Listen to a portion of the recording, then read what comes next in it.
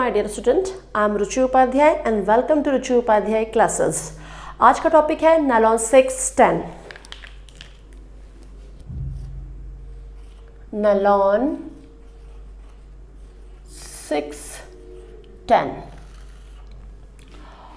Nylon 610 is a polyamide. जैसे कि nylon 6 and nylon 6,6 जैसे मैं आपको पहले वीडियो में पढ़ा चुकी हूँ, वो भी एक पॉलीएमाइड पॉलीमर था। इसी तरीके से नायलॉन 6 एंड 10 भी पॉलीएमाइड पॉलीमर है। In nylon 6 and 10, nylon 610 is prepared by the condensation polymerization. ये कंडेंसेशन पॉलीमराइजेशन के थ्रू प्रिपेयर किया जाता है। तो first you will write it is a polyamide. It is a polyamide. Now preparation of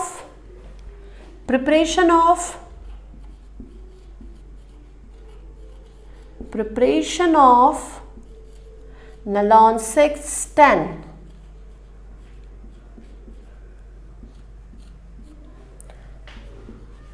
Naylon 610 polymer is prepared by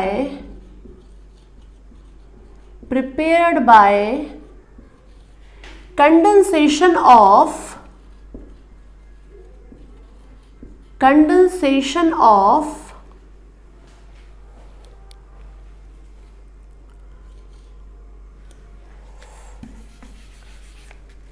hexamethylene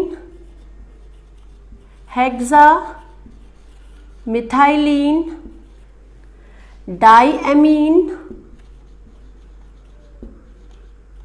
monomer and sebaceous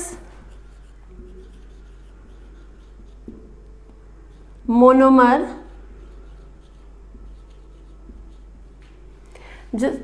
इसका IUPAC जो name है sebacic monomer का, आप लिख लीजिए decane monomer. Decane IUPAC name sebacic monomer. इसका IUPAC name है decane 1,10 di carboxylic acid. मतलब नायलॉन 610 कैसे बनता है? नायलॉन 610 कंडेंसेशन पॉलीमराइजेशन के थ्रू बनता है। एंड कंडेंसेशन पॉलीमराइजेशन क्या होता है? जब more than one monomer are condensed with each other after the releasing of some simple molecule, then they form new polymer, that is a condensation polymer. तो condensation polymer के through nylon 610 prepare हो रहा है।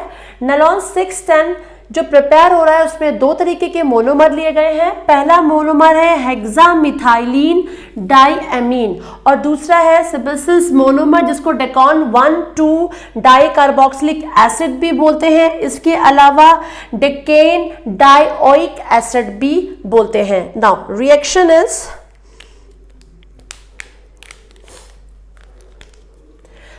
पहला monomer है hexamethylene diamine. ये हो गया आपका हेक्सामिथाइलिन डाइएमीन। अब एमीन के लिए यहाँ पे एमीन ग्रुप जोड़ेंगे NH2 और इधर भी इसी तरीके से लिखेंगे NH2। और हम जानते हैं मोनोमर इन रिपीटेड फॉर्म में होता है, तो यहाँ पे क्या लगा लेंगे? N लगा लेंगे। सेम फिर it will react with other monomer that is sebacic monomer, जिसका हम बोलते हैं डेकेन 1,10 डाई कार्बोक्सिलिक एसिड। तो अब इसको भी कैसे करेंगे? CH2 होल 8 इस तरीके से बॉन्ड लगाया, COOH then COOH।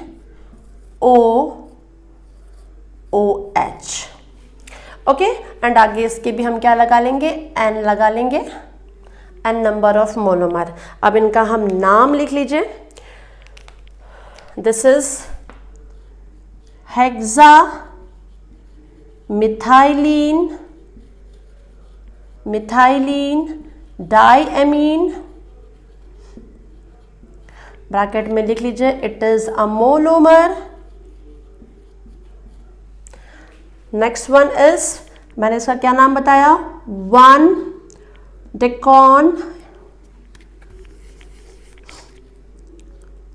decon 1,10-dicarboxylic acid, ये आईपीसी नेम है। इसके अलावा इसको हम डिकेन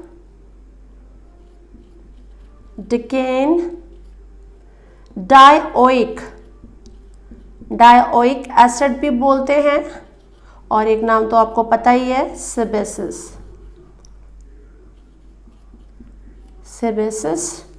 एसिड। ये भी हमारा क्या है, मोनोमर। ये दो मोनोमर आपस में क्या होंगे, कंडेंस्ड होंगे, और कंडेंसेशन पॉलीमराइजेशन में वाटर मॉलिक्यूल या HCl या अमोनिया या कुछ सिंपल मॉलिक्यूल रिलीज होते ही हैं। अब हम इसमें देखेंगे कि इसमें किस तरीके से हो रहा है। देखिए ये वाला जो H है यहाँ के OH से दिखाई पड़ रहा है आपको, ये water molecule, and next last इधर से आपका, इधर देखिए वाटर मॉलिक्यूल रिलीज हो रहे हैं। तो रिएक्शन में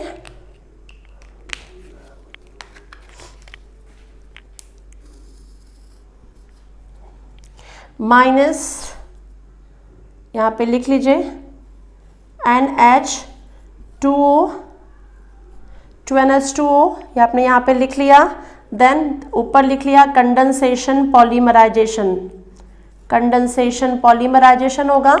अब वाटर मॉलिक्यूल जिस जगह से आपको दिखाई पड़े इधर निकल रहा है एंड उस तरफ, और जो बचा हुआ रहेगा वो आपका क्या हो जाएगा, न्यू पॉलीमर रहेगा।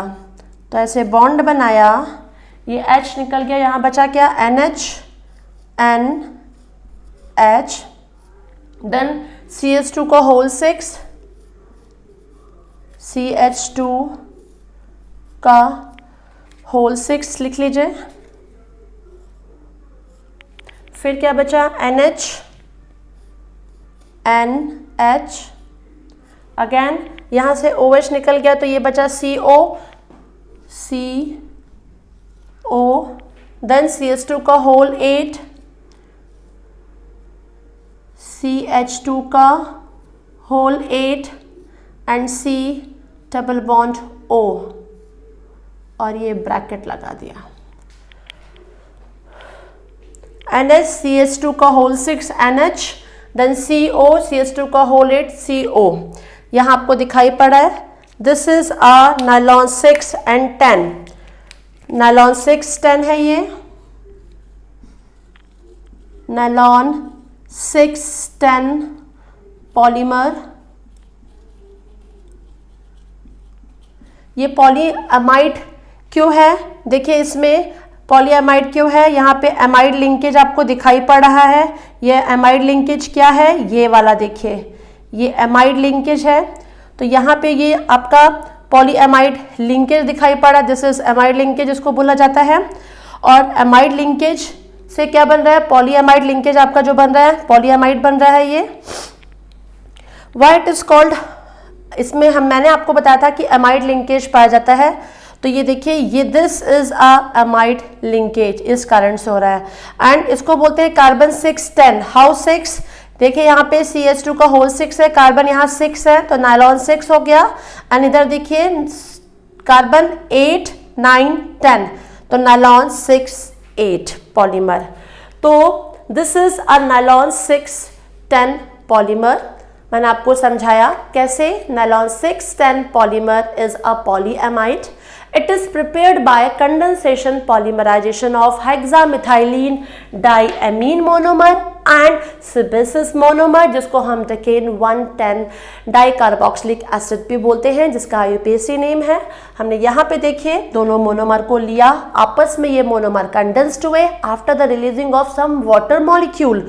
वाटर मॉलिक्यूल रिलीज होने के बाद जो हमारा नया पॉलीमर बन रहा है, नई चीज बन रही है, this is a nylon 610 polymer. इसमें देखिए यहाँ पे ये एमाइड लिंकेज दिखाई पड़ रहा है। Why it is nylon 610? Here carbon is 6 and then here carbon is 10. Nylon is due to amide linkage and carbon यहाँ 6 है, 10 है, तो nylon 6 and 10 हो जाएगा। तो ये हो गया आपका क्या, nylon 610 पॉलीमर।